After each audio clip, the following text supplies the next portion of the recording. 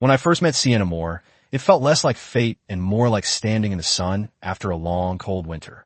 She had this way of lighting up a room without even trying, her laugh full of life, her confidence effortless.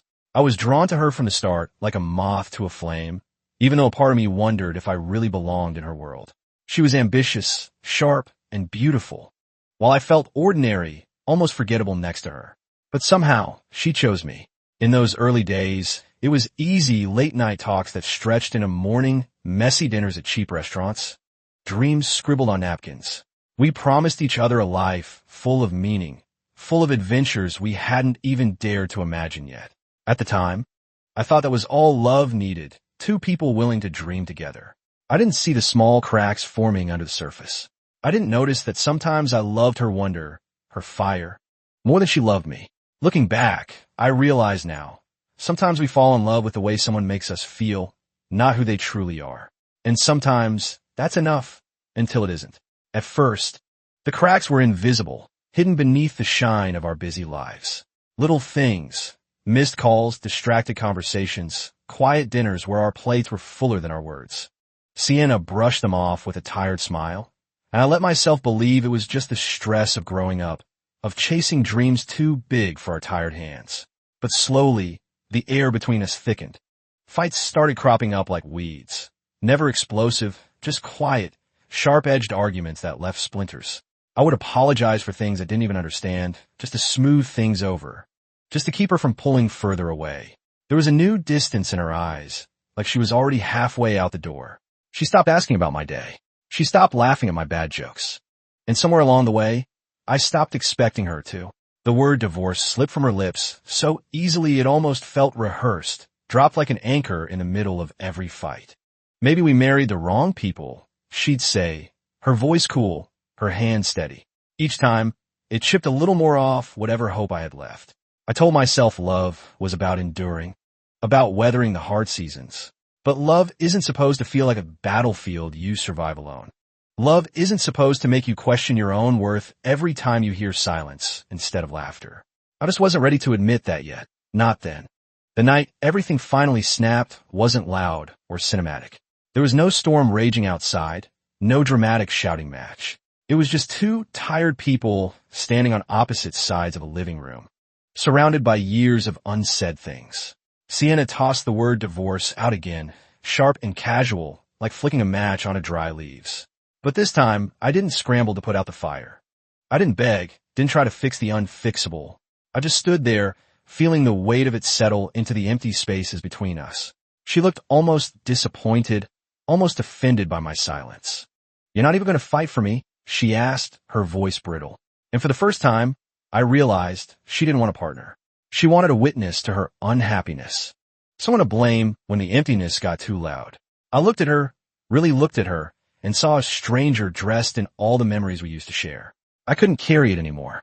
I couldn't keep losing pieces of myself just to hold on to a love that no longer knew my name.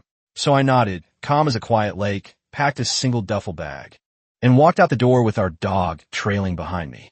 I didn't look back, not because I didn't care, but because I finally cared enough about myself to leave. That night, for the first time in years, the air outside tasted like freedom. The first few weeks after I left felt strangely weightless, like stepping off a ship after a long, stormy voyage. My tiny apartment was half empty, a mattress on the floor, mismatched dishes, a few worn-out books stacked by the window, but it was mine. For the first time in years, the silence wasn't hostile. It was healing. There were no sharp words waiting to ambush me around the corner. No heavy sighs filling the space between conversations. Just quiet. Wide, open quiet. At first, it felt too big, too hollow, like I might get swallowed whole by it. But little by little, I started to breathe again. I threw myself into work, into long hikes where the only sound was the crunch of leaves beneath my boots. I started cooking badly, burning toast, overcooking pasta, but laughing about it instead of feeling like a failure. I stopped walking on eggshells in my own mind. Therapy didn't magically fix everything, but it gave me the tools to stop blaming myself for things I couldn't control. There were nights I still woke up from old dreams, reaching for someone who wasn't there anymore. But instead of drowning in that loneliness, I let it wash over me and then recede like a tide. Healing wasn't loud or triumphant. It was slow, uneven, made up of 1,000 small victories. And somewhere in the middle of all that quiet, I found something I thought I had lost a long time ago, myself. I thought I was done with the past until curiosity got the better of me. One quiet afternoon, alone in my apartment with nothing but the hum of the fridge for company, I remembered the old cloud account Sienna, and I had forgotten to unlink. I hesitated, my thumb hovering over the login button, knowing that some doors, once opened, can never be closed again. But something deeper, the need for truth, maybe pulled me in. The messages flooded the screen like a slow poison. Her name tied to his, Mason Lee, in ways that made my chest tighten and my hands go cold. It wasn't just flirting. It wasn't innocent. There were hotel reservations, whispered jokes about how clueless I was, photos of secret weekends when I thought she was working late. I sat there, staring at the evidence, feeling an odd sort of numbness. No explosions, no shouting in my head, just a deep, aching hollowness. It wasn't just that she betrayed me. It was that she had made me doubt myself while doing it, had punished my loyalty as if it were weakness. I closed the laptop quietly, the finality of it heavier than any fight we'd ever had. In that moment, the last piece of the illusion shattered. She hadn't just fallen out of love. She had been building an exit all along.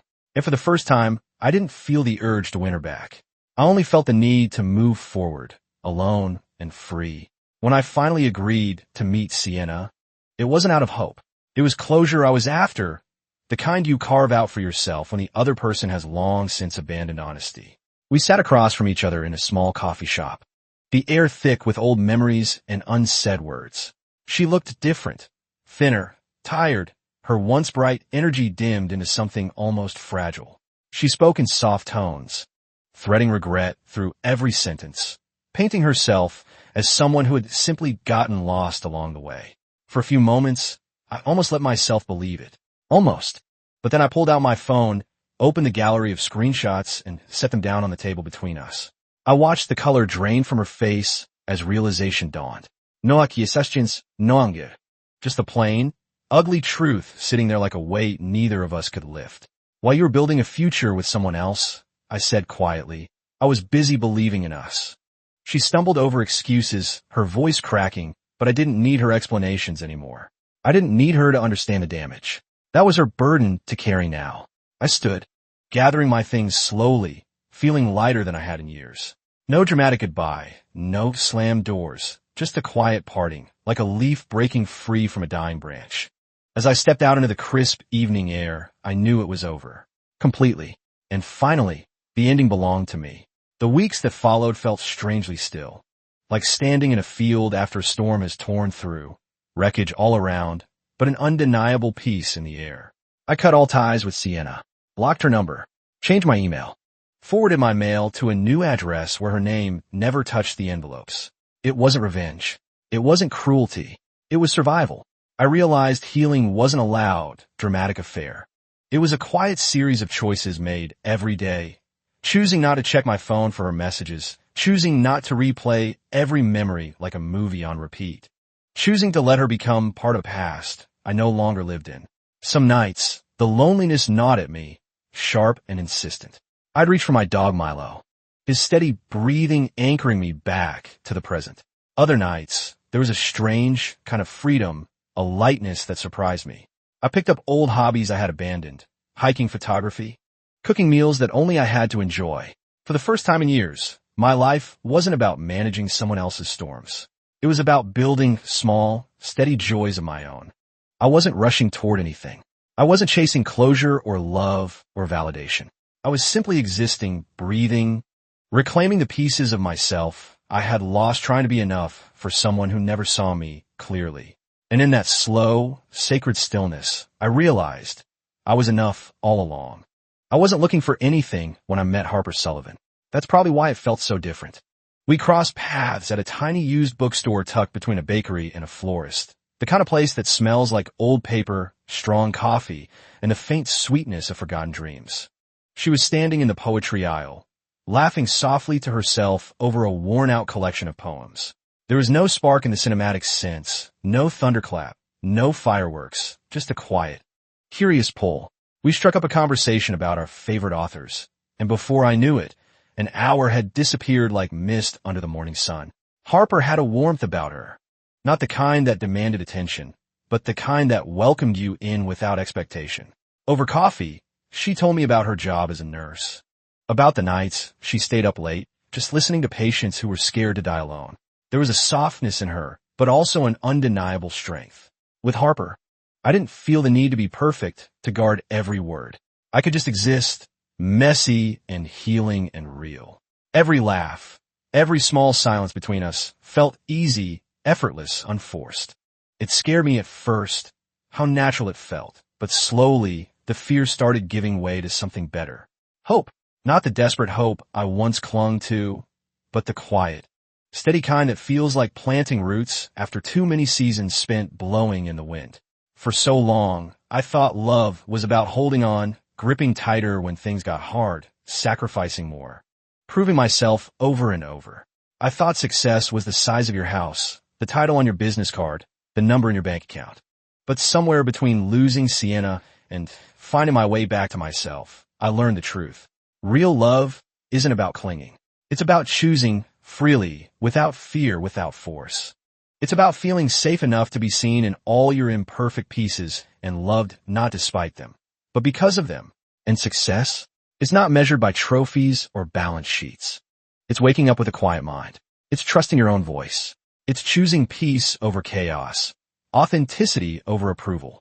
Sitting across from Harper, watching her tuck a loose strand of hair behind her ear as she spoke about her dreams, I realized I didn't want grand gestures or constant fireworks.